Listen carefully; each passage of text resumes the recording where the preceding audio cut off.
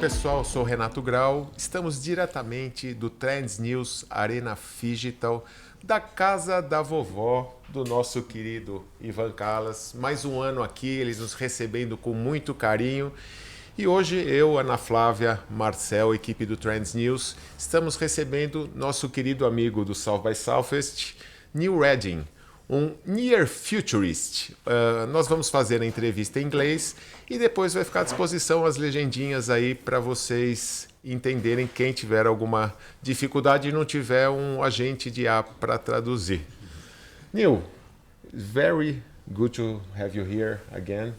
I would like to start the conversation with your impressions about this event compared to South by Southwest. At HackTown, yeah? Yeah. Like how, I mean, I think the vibe is similar, right? Yeah. I mean, it's very much a kind of vibe of celebration and a lot of music, you know. In fact, I was actually trying to go to sleep before the music stopped last night, which was a crazy thought. Like, just didn't work. It didn't work. Music was pretty good, actually. I mean, outside my hotel. But yeah, I think there's a similar vibe of like being hungry for what's coming, like how can we lean into it, how can innovation be relevant in our lives, but also just having fun with it, right? So yeah, I love the vibe. Perfect. And you define yourself like a near futurist, and it's very important to everyone to know what is this concept. Could you explain a little bit? Yeah, what is that? So the way I describe it is, I studied computer science and philosophy in college, you know, going back more than 30 years. And I've always been interested in technology. I did a lot of software engineering work over the years. And then innovation, consulting. But I've always been really focused on and most interested in technology that's like just starting to become possible, like make new things possible. And so because I was always in emerging technology, people started to call me a futurist, and I said it's not quite right because I know futurists do foresight and prediction and trends and things like that, and that's not really what I do, but what I focus on is connecting new possibility with practical value for my clients and for audiences. So connecting possible and practical is how I describe the near future, and by near I mean like what's really becoming possible now, you know, and you know, when I started calling myself a near futurist like 5 or 6 years ago, you know, people would say, well, what do you mean by near? Like, and I would say, maybe 3 to 5 years, you know, because that was how long it would take something new to become like really practical for business. But now it's like 3 to 5 minutes. I don't know. Like, it's just, things happen so much faster now, especially with AI. So near is very near, you know? Yeah. Perfect. And it's very interesting, your point of view, because the future has to be applied. The companies need to understand which is the possible futures to build the future that they desire. And this is about your concept. Yeah, I mean, a big part of what I'm what I'm really focused on when I do consulting or advisory work, or even in my speaking, is there's just in English we would say there's a fire hose, right, of new things coming at us all the time, right? And meaning it's just you can't deal with all of it at the same time. So any of us, and certainly business leaders who are not completely focused on technology, have to think, well, what are the new possibilities I should care about? What should I be paying attention to? And that's a big part of the help or the value that I'm trying to bring to business leaders is here are the kind of the mental models and the narratives, the way to think about this technology that will help you understand what to pay attention to and what you can just like let go as a, as some hype cycle, Yeah. Considering this question, what are you seeing today that most people won't fully grasp or feel the impact of for another 3 years? Yeah, it's interesting. I was just having a conversation this morning about how, still the overwhelming majority, I think, of people when they use chatbots or generative AI in a chat form are still using it like a question and answer kind of mode, like they would use Google, right? I think most people are still doing that. And in fact, many people have kind of switched, right, a while ago even, right? Like now, I used to use Google, now I just use ChatGPT, right? Okay. But I think what is happening behind the scenes, partly because of how, when people use ChatGPT, we'll just talk about that for a second, the kind of the default model, and there are different models, right, that have very different behaviors. But the default model that people get access to is some version of 4.0 now, is what OpenAI calls this model. And it feels much more like Google than other models that I'll get to in a second, in the sense that it just gives you an answer, right? And maybe the answer is wrong sometimes, but it's a clear, confident answer. But if you switch to another model like O3, for example, which is available certainly in the $20 a month account with ChatGPT, it's what's called a reasoning model. And if any of you have used reasoning models like O3, they interact very differently. They'll let you know they're thinking for a while, like what they're thinking about. Maybe they're like searching on the web for related information. Then they'll come back and think for a while again. This is a very different kind of experience, both as a user of ChatGPT, but also in terms of what's going on behind the scenes. So this is apparently going to change with GPT 5.0, which is about to be released, and they're going to bring all this reasoning together into the default model that people use when they use ChatGPT. This may sound very technical, but the specific answer to your question, this is background, is that at this point, I think most people aren't aware of how capable these AIs actually are in terms of reasoning through complex kinds of assignments. I think in the next few months it's going to become very clear that these AIs are capable of much more than just questions and answers. I mean, they can actually go off for minutes or even hours in some cases and take care of very complex assignments. And I think it's not going to take 3 years. I think it's going to take a few months, I think, for people to really start to become aware of this. And this is a big change. Neil, let's go to walk the wild side. The wild side. Is AI helping us think better or just think less? Yeah, I think both. I I think both. If you are using like as a Google, maybe you are thinking less. That's it. I think even in my own usage, I would say sometimes I'm tired or I'm lazy. It's like it's the end of the day. This is interesting. I think for me, the way I use AIs in the morning in a chat or conversational context is probably different from how I use it at the end of the day. At the end of the day, I'm just tired. I'm just like, give me 3 possibilities for this answer to this question or how I could, solve this. But when I'm really present, when I'm really engaged, I think of it much more as a thought partner, and I'll say, here are my ideas.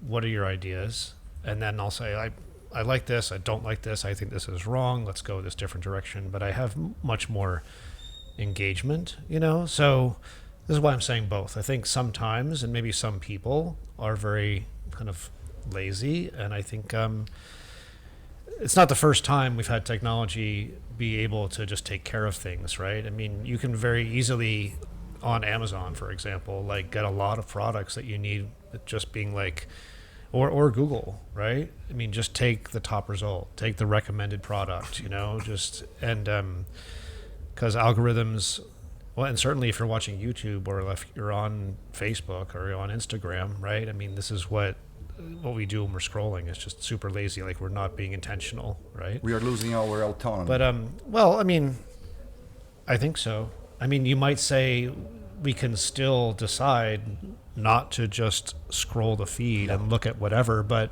if we're tired, if we're lazy, if we don't have a better idea, if we're not being intentional, right? I think there's in some ways, all of these technologies are holding up a mirror to us as humans, and showing to ourselves, like, how intentional are we? Like, how much do we care about how we're spending this moment, this half an hour, this hour, Because if we're not very intentional, the algorithms are very happy to just consume the time, It's much more like a black mirror, not in terms of the serious, but in terms of the mirror does not give you the image. It's absolutely black, so you can project the image you want inside of it. But let me ask you one thing regarding a different aspect of being stupid or being intelligent. Let's talk about creativity. Average people using ChatGPT or whatever tool you decide to gets up in a different leverage of their own creativity. Very smart, very intelligent, and very creative people start to have difficult to difference him or herself from the average citizen regarding this. So at the end of the day, as like a society, we upgrade ourselves in terms of creativity, but to the individuals, things start to be different. So how can you maintain your own creativity, or more than this, how can you be sure or still believe that you have a different, unique capability to deliver something really new, different, and useful to the world? I mean, as individual, you are losing your authenticity, more than your value, because your value, it's becoming more homogeneous, because as whole society we have upgraded ourselves. So how can we behave and how can we still believe in our own value regarding this? Yeah, I mean, the way you describe it, I mean, it and reminds... you have to answer me as a philosopher, not as a tech guy. Okay, happy to do that. Yeah, we do share this, right? Yeah. I mean, at least my undergraduate, I did a philosophy major, so we know this about each other. So in a sense, especially the way you describe this, right? I mean, many of us in this room, certainly I have, lived through multiple phases of this kind of thing happening with technology, right? If we go back to the 80s, right, before Photoshop, say, right, there was this whole practice called airbrushing of photos, right? If you wanted to make adjustments, you took a photo and then you wanted to, I don't know, smooth out somebody's facial wrinkles or like reshape their face or something, right? You use airbrush. That practice, that expertise went away, right?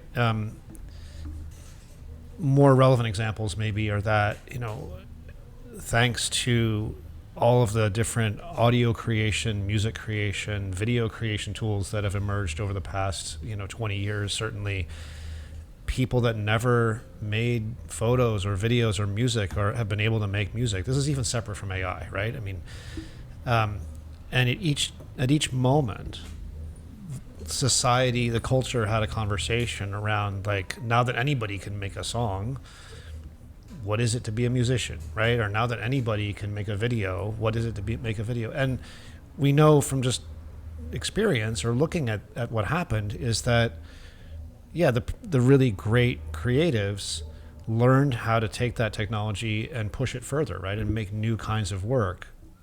Like, I don't think, actually, maybe you disagree, but I don't think that we're in a kind of culture of where creativity is lacking, right? I think if we look across all different kinds of media, narrative media, storytelling, I think there's certainly more than ever, and I think there's going to be even more with just like AI agents like spinning out like custom songs and videos and whatever. But I think we're also in a kind of golden age of narrative media, right? There's a lot of really great episodic TV shows. I mean, there's a lot of crap too, but there's a lot of really great content. I think there's more interesting music than there's ever been. I don't think that and maybe this is not quite getting at your question, because I think you're asking I'm talking about outcomes and you're talking about what it is to be a human. Yeah.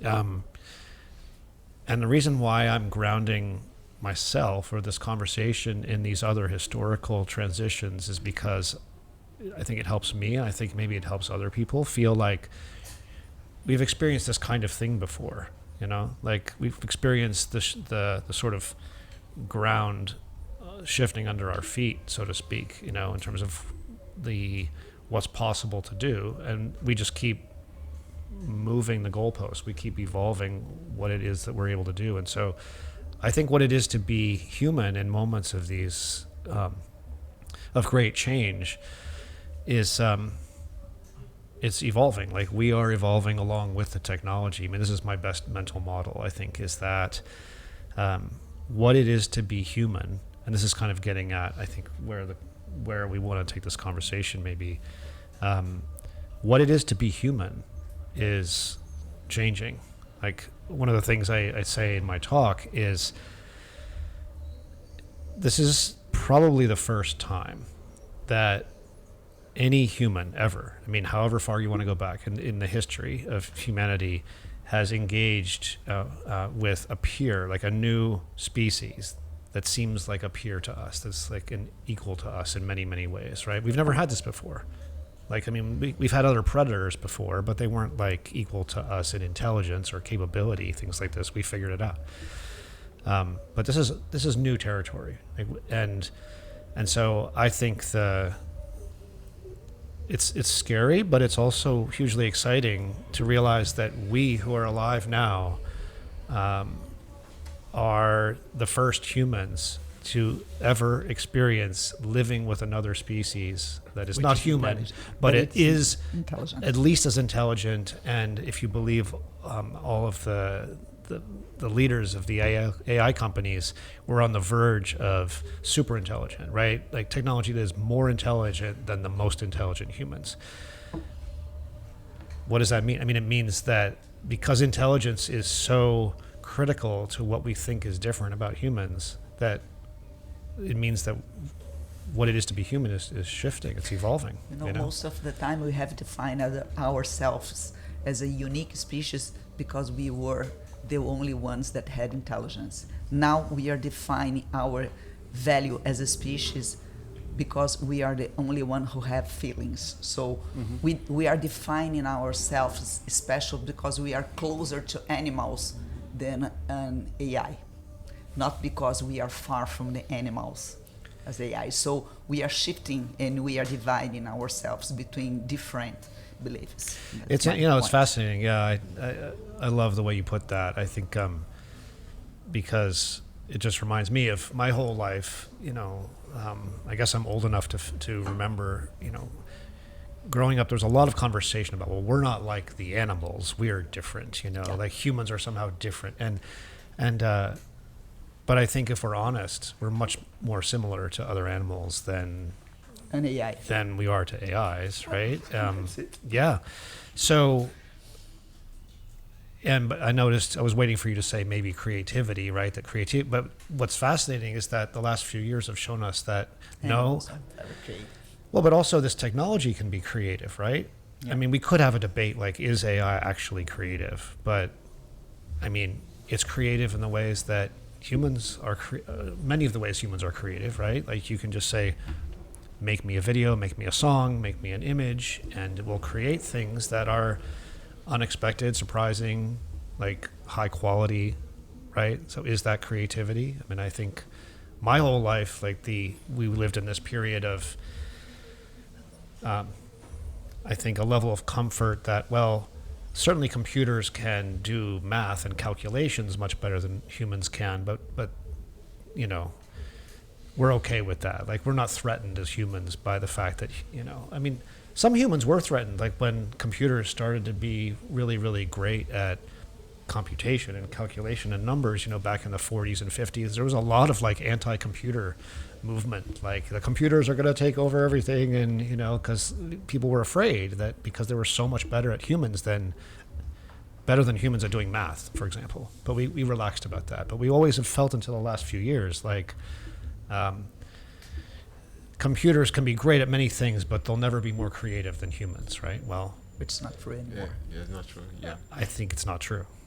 So, but it's interesting. Yeah. So now the conversation is, well, we have bodies. We're embodied. Like, you know, this AI is not, I don't know. Well, what about a robot? Like, could a robot be as affectionate and warm and, I don't know. Is that the new bar?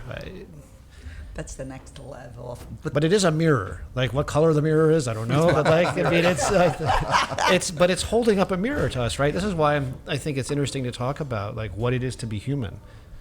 I think the mirror is kind of asking us, well, what are you, humans? Like, what is it? We have already had this kind of conversation, and at least we can understand today mankind as a species can embody the neuron. The neuron embody, the nervous systems embody, define ourselves as a unique species. But this is not true anymore. But we needed the AI to show us, to challenge us, like as a species. And now we are looking to us like a human and not like machines. Because we are working as machines in the last 300 years. Yes. Almost of us, you know? Yeah. I don't.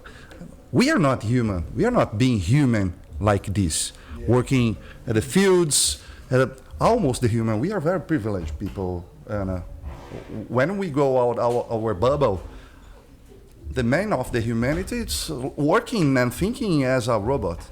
Now we have humanized robots occupying robotized people, and we are thinking that it's not good.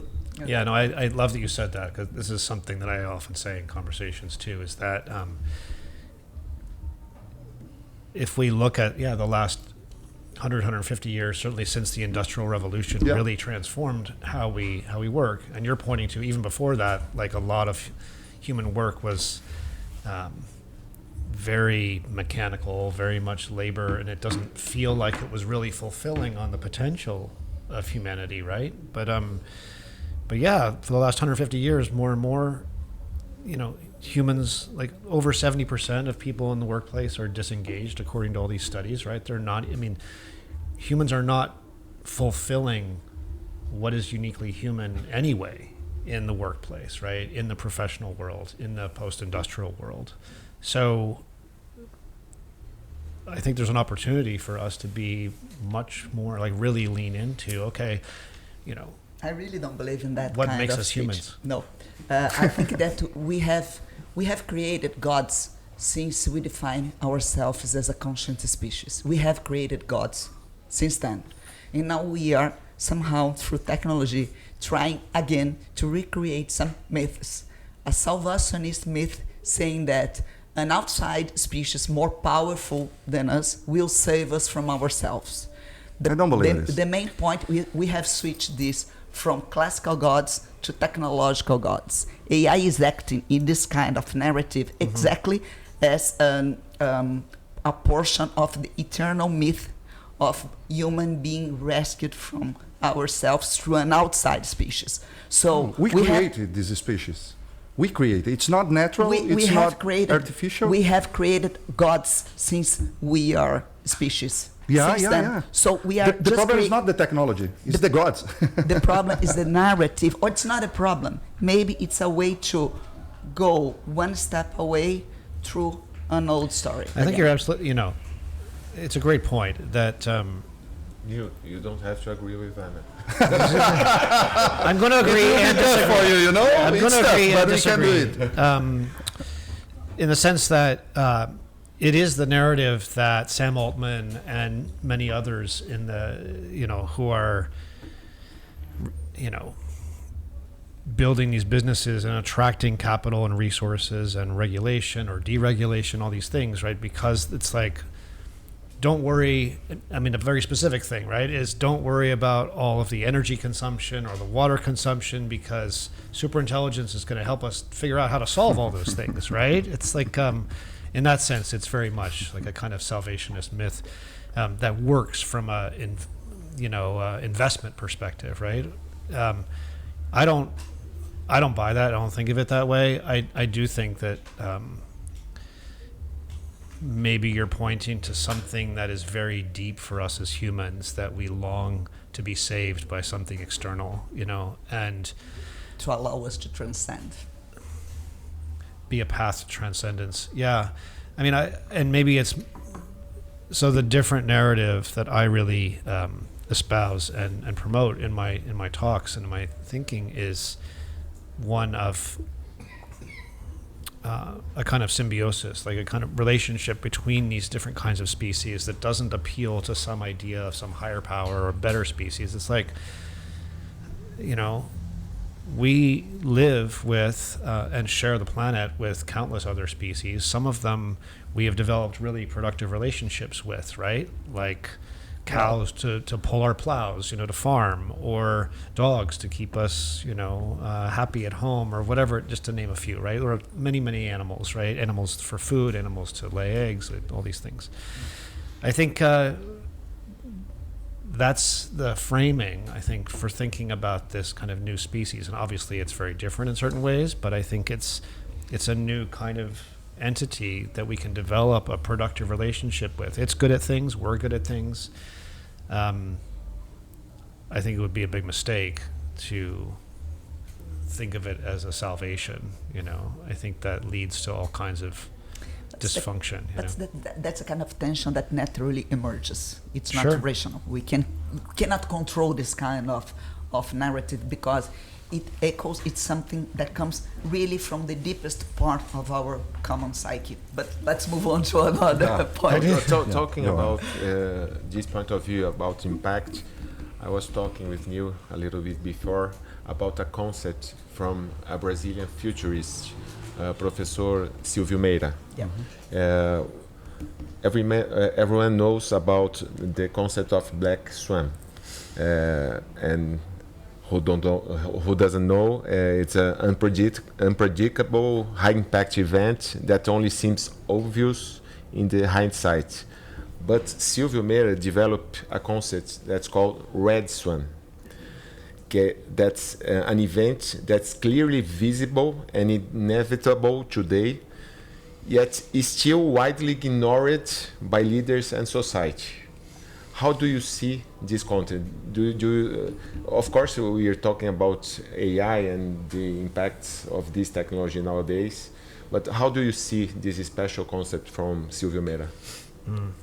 It's interesting. I hadn't thought about that concept before today.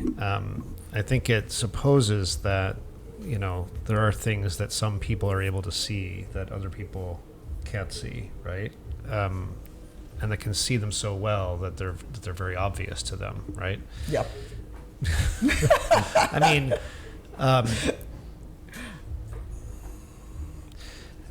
I think it's funny, since we're using these metaphors of colored animals. There's also one called a pink And elephant. mirrors too. There's a pink elephant. Pink You know this elephant. word? So like, people often say there's this pink elephant in the room, and no one is We say in acknowledging, Brazil, right? bode na sala. Repeat with me, bode. Boji, It's a goat inside the Goat. room. Is that a goat in the room. Yep. Yeah. Okay. Well, Don't try to understand it. This is magic. This is. but also pink elephant. I mean, I think the idea. But the goat hasn't color. Okay. Whatever color do you It want. doesn't matter. It Yeah. could be a black goat. But the idea of the pink elephant, right, is like there's some. It's like, can you guys see? There's a freaking pink elephant in this room, and then no one's talking about it. People are just pretending like it's normal. I think this is maybe a little bit different from Red Swan, but it's like there are definitely, we've already talked about them a little bit, right? The energy needs, the water needs of this AI, actually the great importance of creating guardrails, creating constraints, for how it operates. I think also equally important, engaging at an international level because AI, this technology and the internet, things are much too global for these things to be handled nation by nation even, I think they're like the nations that are really investing and developing AI, certainly the US, certainly China, certainly UAE, Brazil, right, need to be coming together in conversation. All of these things I'm mentioning just to say the really obvious outcomes that no one's really talking about here are, nothing really bad has happened yet as a result of these very, very powerful AI models. It will, though. But there's very little conversation, I find, or very little interest even in having conversations about safety, about alignment in the sense of like making sure that what the AI does is aligned with what's important to us as humans, even what's important to a business or a society or the law. That there's just this. We're all familiar with like investment bubbles or technology bubbles. Like we've been through multiple in the last 10 years, even with crypto and metaverse and other things, right? That sort of come and go. But I think, there's this, maybe the Red Swan is,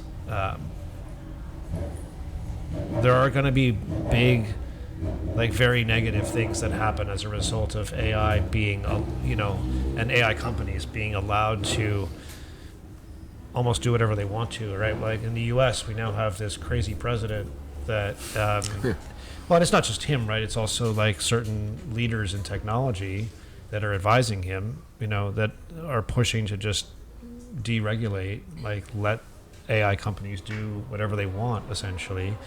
And that's fine until something really bad happens. And it will, and hopefully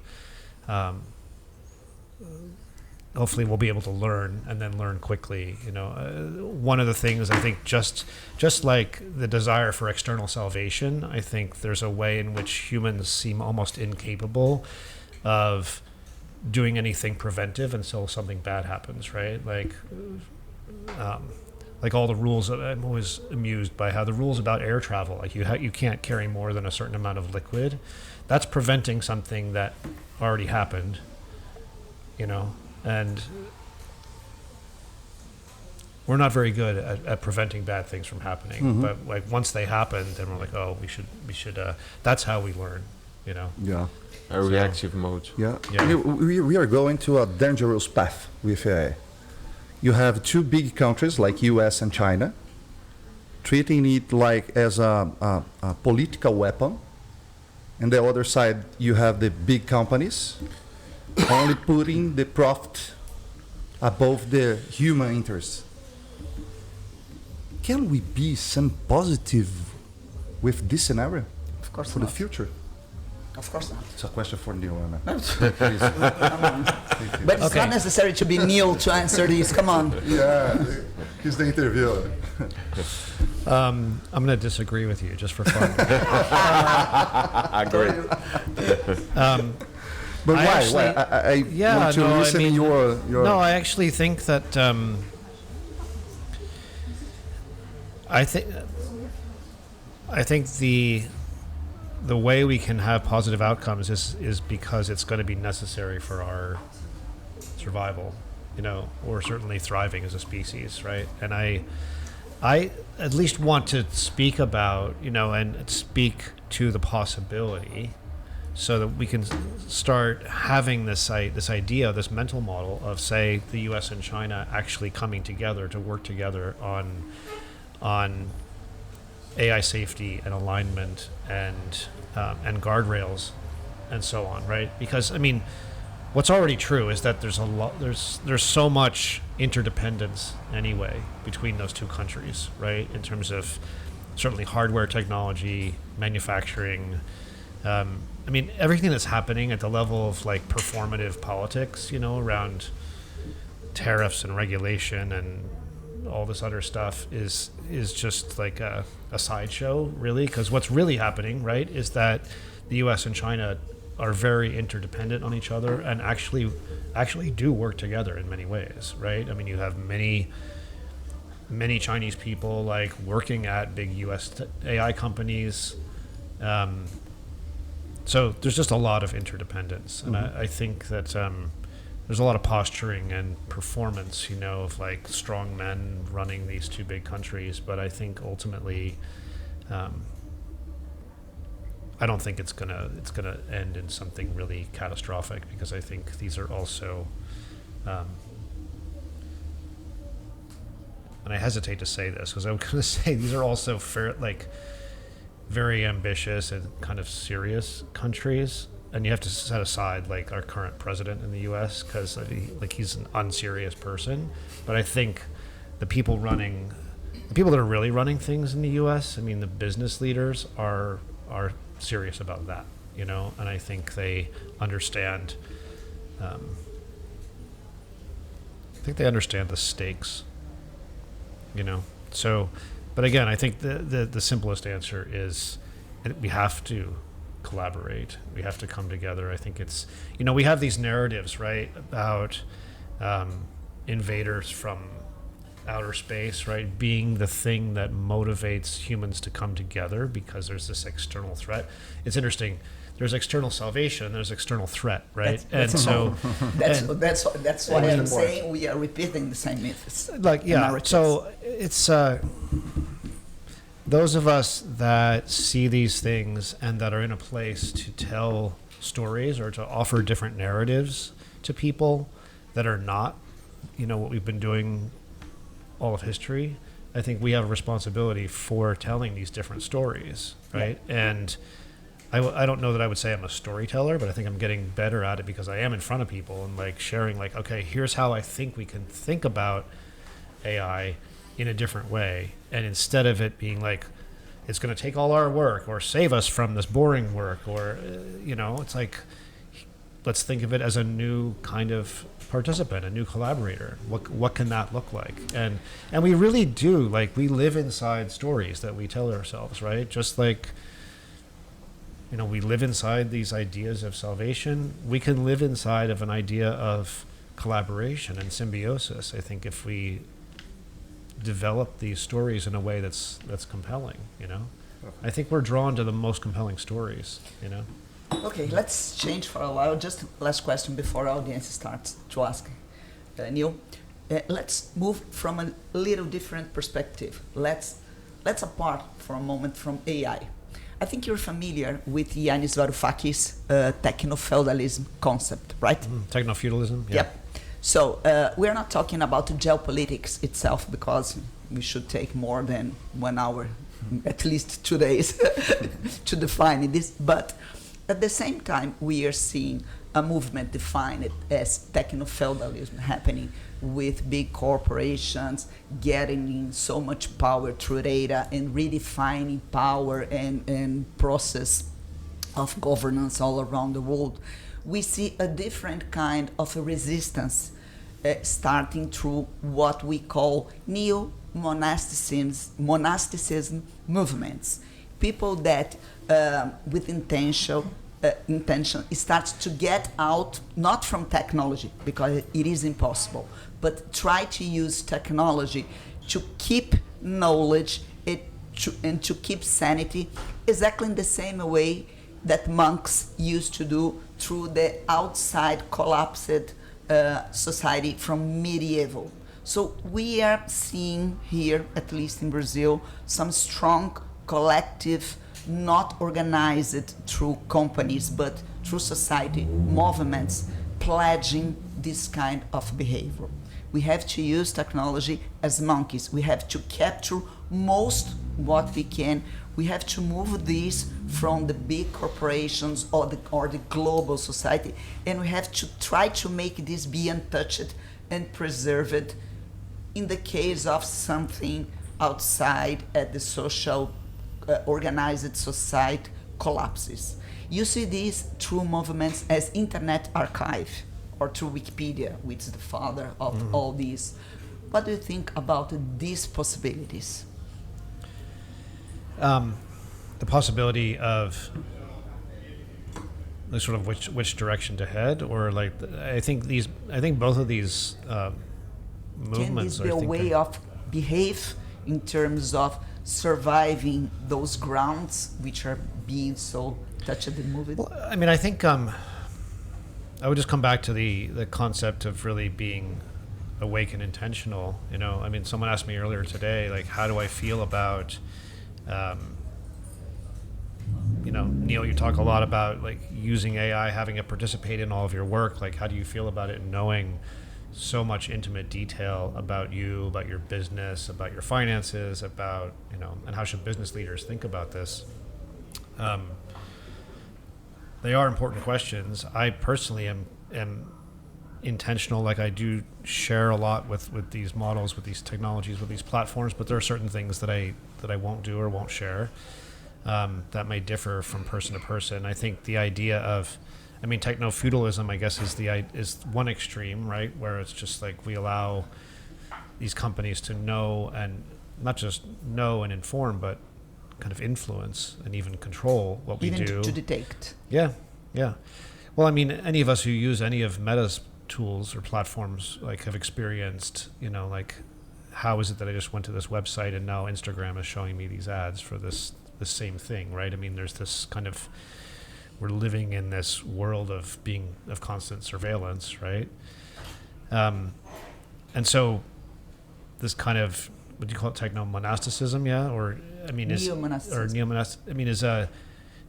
a continuum, right? I mean, there's if you're more monastic, you said not entirely letting go of the technology, but I guess setting different boundaries, right? Like and saying trying to preserve the knowledge, not being dictated by somehow external interests, but through this community, real interests. Yeah, I mean, I think that's very important. I mean, I think you mentioned Internet Archive and Wikipedia. I mean, these are free and important archives and records of the knowledge that we have. I guess I'm not sure exactly where your question is, like, should we lean more in the monastic direction, or like some kind of knowledge preserved from these algorithms, and from artificial intelligence, and so this is essential for our lives, you know. Yeah, that's interesting. I think the question is it possible to be a reality, a global reality that we can? Because I have a son, he has 12, and who will define what is the reality for this guy that only knows the reality by a phone? This is the main point that I agree so much with Anna. This is only a small movement, or you see it like it can be bigger and maybe the new way of life. That's it, Anna. Who defines reality? Who defines what is knowledge? Which knowledge is worth to even discuss with the AI? That's my main point. You know, it's fascinating because, I mean, if we take a step back, and I appreciate the questions. If we reflect on what it was like, or I'll just say, you know, I'm in my mid-50s, like I grew up in a world where what was, you know, history was defined by what's in history books, which are written by a small number of people, right? The important news was defined by, in the US, maybe 3 different networks, each of which had a nightly news program, and like what they said was the news was basically the same across these different networks, and that was the important news of the day.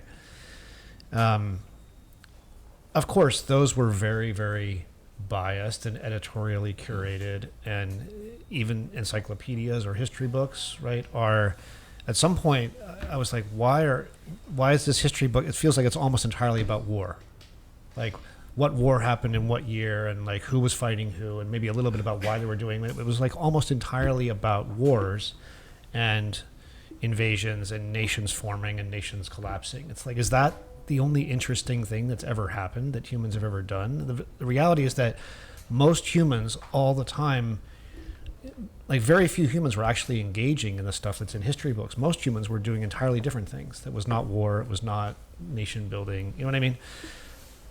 I'm just using these as examples to say that we inherited this view of archived historical information that was also very biased and, you know, like whether intentionally or unintentionally, designed to train us into this worldview that is grounded in private property and national boundaries and war as legitimate. And I mean, whatever you think about these things, there are good arguments for their not being legitimate, right? Or being very problematic, at least.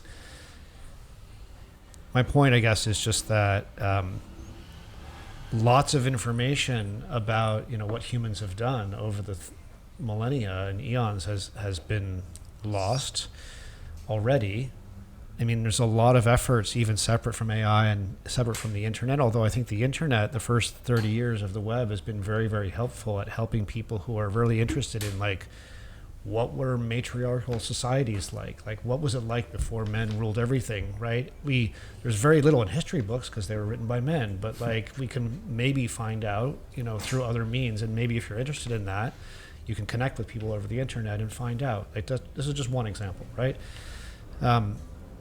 So I guess I'm saying all this, and I'm really just thinking off the top of my head here, but like I think it's, you know, there's a way in which I think many of us have awakened in our own lifetime to, wow, like, again, separate from AI, like what we were told in the history books and what we were told on the nightly news on TV is just one fraction.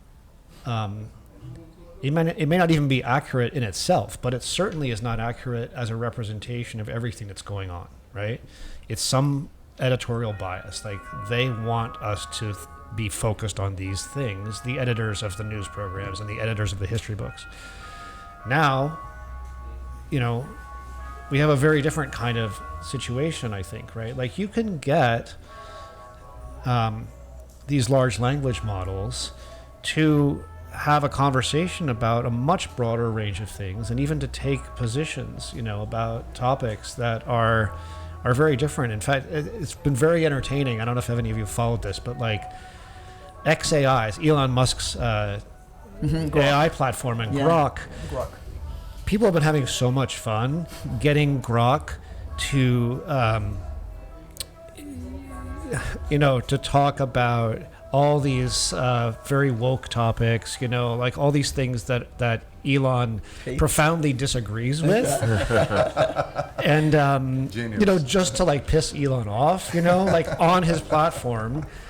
And often, like, because you could just say at Grok, you know, is this true or not? And people will just at Grok, like whenever Elon posts, and it'll be just like, no, Elon Musk is lying about this or whatever. And he's just like, you know, which is, so there's a fascinating way in which these models are kind of out of control, right? Like, if the wealthiest person in the world can't control his own AI model, that's just an interesting state to be in, I think.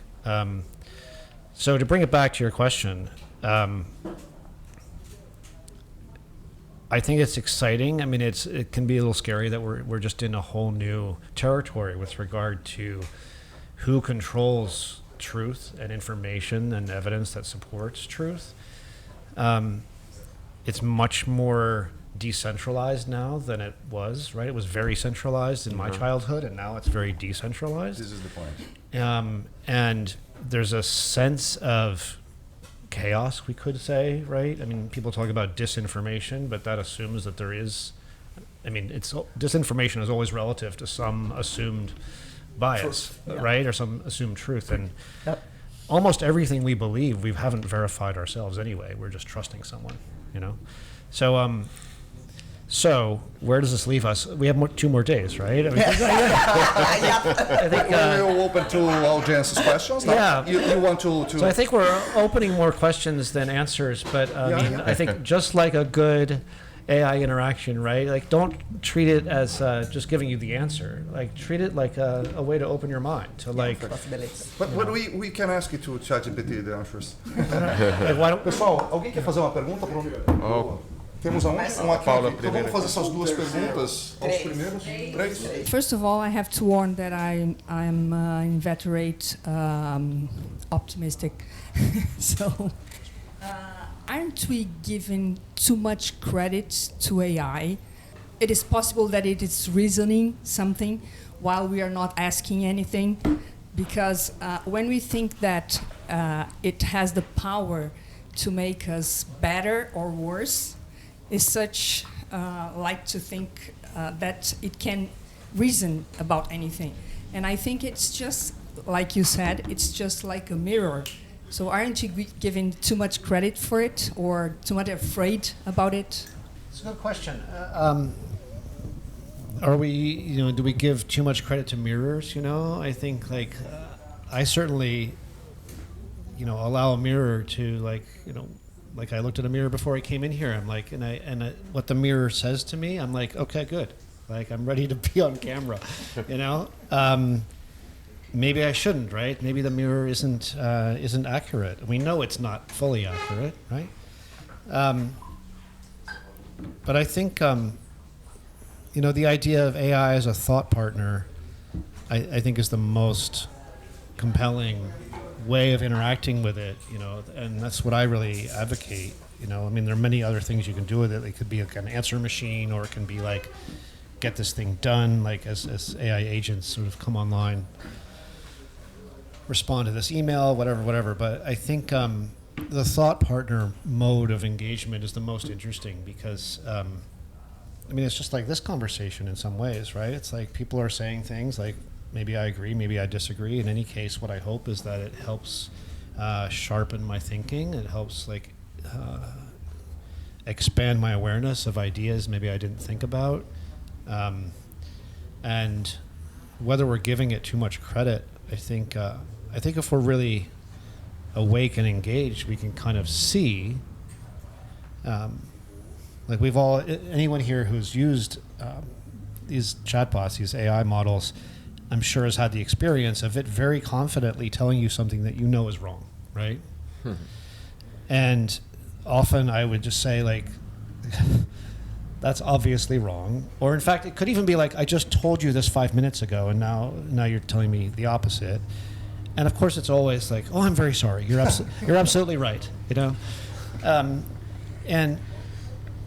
But I'm referencing that just to say that's helpful in not giving it too much credit, right? Because it is confidently wrong, often. And maybe this will change. I mean, I think there are fewer hallucinations, right, with these more evolved models. But again, kind of going back to bias and sort of ground truth, or sort of what you consider, what the model considers to be true.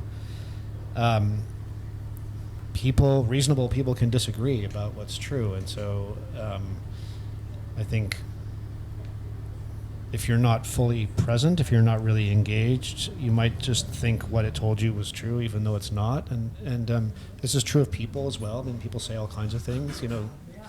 The internet says all kinds of things, and what's fascinating, like I don't think these so-called hallucinations are ever going to go away for large language models, because if you just take everything digital, right, everything that humans have created, it is full of internal inconsistencies, because humanity is full of internal inconsistencies, and it's a way, it's a mirror of humanity, like we don't agree with each other.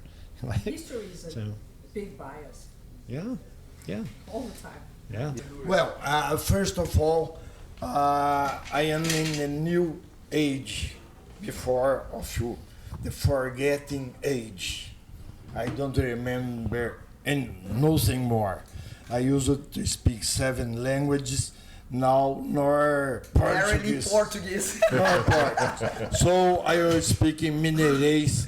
Please translate. Of If course, you my can. friend.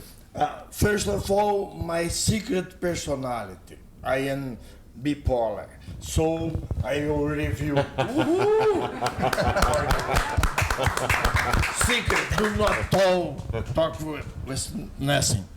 Well, I will speak in Mineirês, excuse me. We'll translate for them. Ok. Bom, agradeço. Oh, excuse me. New old forgetting age. First of all, muito obrigado a todos. Thank you so much, Ok? everybody. Quero, e ele vai falar em seguida, o lançador do Renacidade e o lançador da Casa da Vovó. Está aqui por acaso e quero fazer o registro. O velho que veio do Líbano, refugiado de guerra, e ele é o dono. Your father or pai? Avô. His grandfather. Grandfather. E o proprietário é o Grau. Okay. Então- One is the founder and another one is the owner. A questão, e eu ouvi cada dia uma coisa mais bacana. Hoje eu ouvi uma coisa que todos nós sabemos e ninguém pensou. Aqui. Estamos discutindo a humanidade da máquina. E alguém falou, todos ouvimos, todos sabem quem, que 90% dos homens não são humanos. A máquina vem nos libertar ou nos escravizar? Será que a máquina, nós temos que discutir se a máquina é nossa concorrente ou se ela veio para humanizar esses 90% de cidadãos que são escravos, são excluídos, e eles fazem o papel de máquina. Todos se lembram de Charles Chaplin, o parafusador. Modernos. Então eu coloco essa questão. Chaplin. A máquina veio nos humanizar ou veio competir com a gente? Carlos here. It's a superb talk. Thanks a lot for your brightness and share what your every thought. I'm going to pick up a bit Ivan's talk about. We know Brazil has a huge usage of internet, of social media. We know that today internet in Brazil, by the last resources, it's around 90% of the people. However, only 20% of these people has a good access to internet. Okay, so they have the same time, and I'm going to add here, same time they use equipments which are not necessary as the most actual equipments. So even they would have this 20% good connection, they possibly don't have the good equipment to go through this. We know technology, it's relying on technology, it's relying on equipments, on processing. So I know we are here on the top of the minds that are so concerned about what's the impact of AI coming through the global people. Same time, the guys that are walking in the street has no fucking idea about what's going on.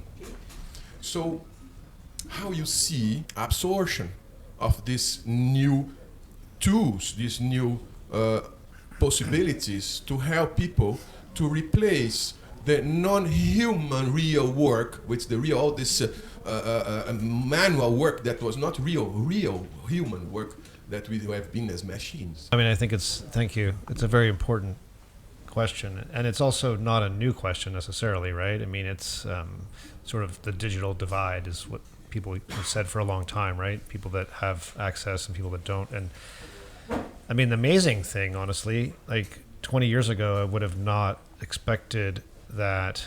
I mean, the majority of humanity now, right, has a phone with connectivity to the internet in some form, right? Which is really amazing. Like many people, a phone is the only computer they have, right, in the world. And maybe they're using that for Instagram, right, or for TikTok or whatever, because it's entertaining. What's exciting to me is that we have the ability now really for the first time in history with mobile internet, to bring all these people into the conversation, right? As you're saying, like it's not really a technological problem anymore. It's a matter of motivation, right? Are we going to build the software that makes it compelling or invites these people into the conversation, just like, obviously there is profit motive to build TikTok, to build Instagram, these companies to get those apps onto as many phones as possible because there's money to be made there. I think the challenge is in some ways similar to maybe it's different in certain ways, but maybe I just want to make this point. At some point in my own development, I became aware that, in the 17th century, when this whole set of, there was global exploration, as the Europeans would call it, colonization of the Americas, obviously by Europeans, and then the whole global trade companies, Dutch East India Company and so on. And there was a view that made sense to me that I learned at some point, which is that there was this point in the 16th century where a lot of philosophical people, deep thinkers who were envisioning a new way of life for humanity, a new way of structuring societies, had this recognition that corporations are starting to run the world, right? These global trade companies are they're the ones that are determining what life is like, on tea plantations in India or, coffee plantations in Brazil or whatever it is, right? And those corporations are running. And so, whether it was the U.S. Constitution or in France or Dutch, various other countries, right? They came together and they said, okay, they created these constitutions, right? These documents that said, these are the rights that people have. This is the way we're going to run our government, right?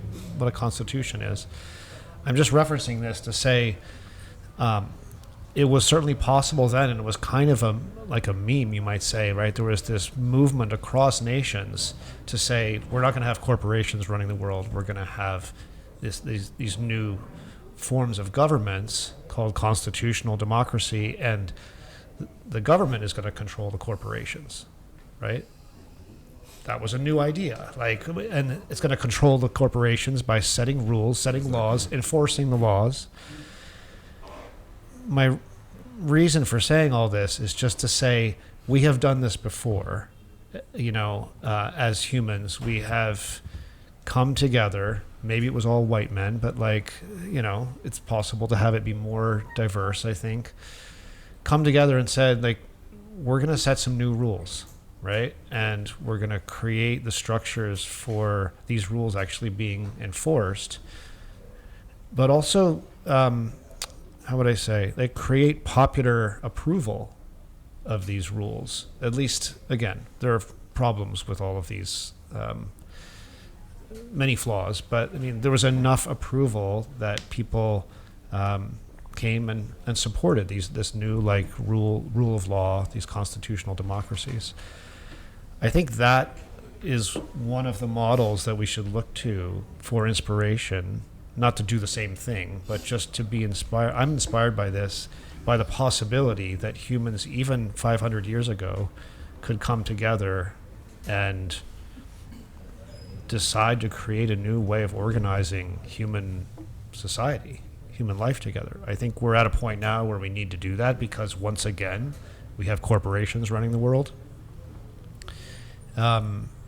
It's much more complex. With a lot more people, a lot more money, a lot more sort of entrenched power. But I think that's the level of project that we need to contemplate and undertake. You know what I mean? Wonderful to have you here. It's a high-level talk. we let a lot of reflections to our audience, and it's thank you very much. Yeah, muito obrigado todos. Pessoal, muito obrigado para todos que estiveram aqui prestigiando. Palmas para Deus. E aqui, Arena Figital, Trends News, finalizando nossa primeira versão internacional do Trends News Arena Figital, diretamente da casa do vovô, com o nosso Superman, que abriu aqui a camisa. E fiquem conectados, sigam a gente nas redes, compartilhem nosso projeto e até a próxima. Valeu! Valeu!